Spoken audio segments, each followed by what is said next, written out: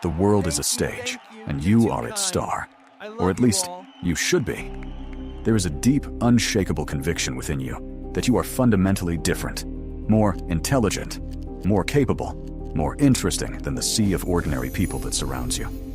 You feel a profound, burning frustration when others fail to recognize your inherent specialness. You replay conversations in your head, not with regret, but to polish your own brilliant lines. You look at the successes of others, not with joy, but with a critical eye, easily spotting the flaws and luck that led to their undeserved acclaim. Your life is a narrative of your own greatness, waiting for the world to finally catch up and give you the applause you are owed. If this internal monologue feels like home, you must understand that this grand castle of self-aggrandizement was not built on a foundation of genuine self-love. It is a fortress, constructed brick by painful brick, to protect you from a terrifying, cavernous emptiness within. Stick with me, because we are about to look behind the curtain of the great and powerful Oz, not to mock, but to understand the terrified soul operating the grand machinery. First, we must address the central paradox of your existence.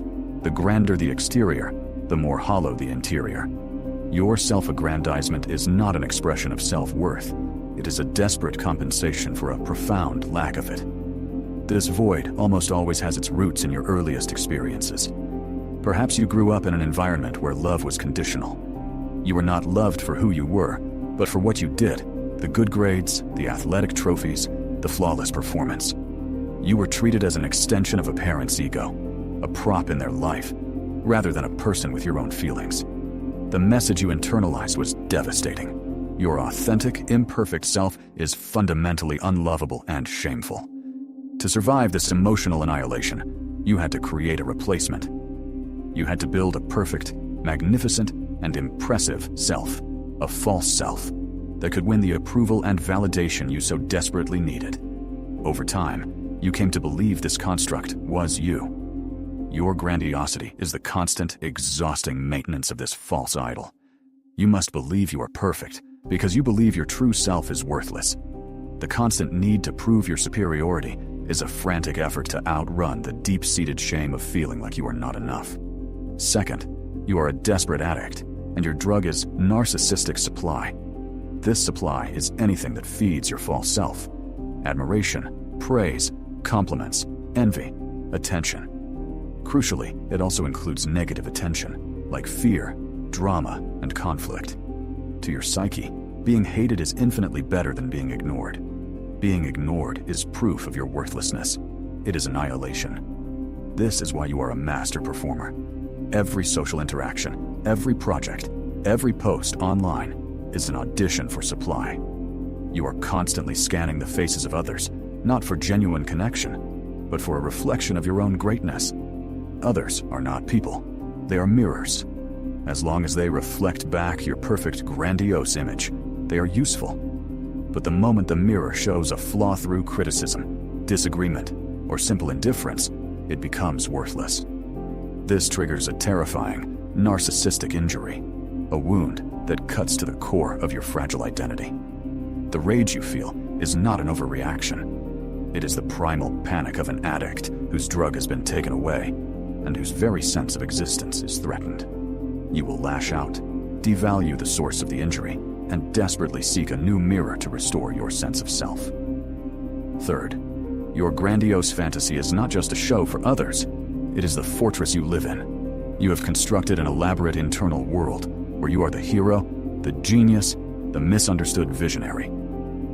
In this world, your failures are always someone else's fault, externalization of blame. Your flaws are endearing quirks of a brilliant mind, and your every opinion is objective fact. This fantasy serves as a powerful buffer against the unbearable weight of being ordinary. To be average, to make mistakes, to be just another human being is, for you, a fate worse than death. It would mean the collapse of the false self and a direct confrontation with the underlying shame. Therefore, any piece of reality that contradicts your fantasy, a boss's negative feedback, a partner's complaint, a friend's success, is not just information. It is an attack on the very walls of your fortress. Your defensiveness, your gaslighting, your rewriting of history, are not just manipulative tactics.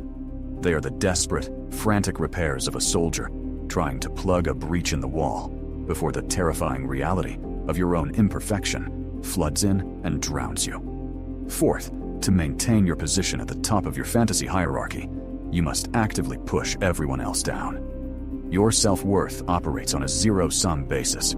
For you to be up, someone else must be down. This is why you are a master of devaluation, fueled by a corrosive envy.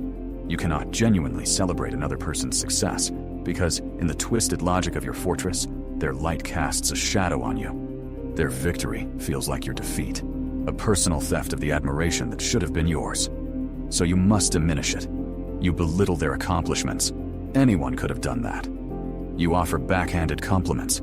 That's surprisingly good for you. You find the fatal flaw in every person, every idea, every piece of art. This constant, subtle, and sometimes not so subtle condescension is not just a bad habit. It is a necessary structural support for your grandiosity. By ensuring you are surrounded by people you perceive as inferior, you can maintain the illusion of your own superiority. It is a lonely, isolating strategy, as it makes true peer relationships impossible, but it is essential for the survival of the false self. Finally, all of this is made possible by a profound empathy deficit. It is not that you cannot understand what others are thinking on an intellectual level, cognitive empathy. In fact, you can be brilliant at this, which is what makes you so charming and manipulative. You can read a room, figure out what people want to hear, and mirror it back to them perfectly to get your supply. What is missing is effective empathy, the ability to feel what others are feeling, to share in their emotional state. Their joy does not make you happy, it makes you envious. Their pain does not make you sad, it makes you feel powerful, or at best, inconvenienced.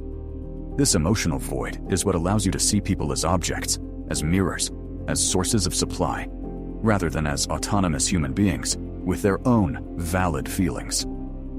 It is the master key that allows you to devalue, manipulate, and discard others without the crippling weight of guilt, because in your internal world, their feelings are not quite real.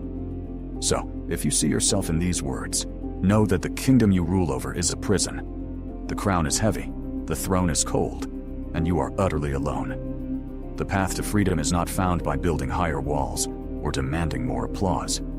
It is found in the terrifying, courageous act of taking one step outside the castle gates, of facing the emptiness you have spent a lifetime running from, and beginning the slow, painful work of building a genuine sense of self, one that does not require the validation of others, because it is for the first time real.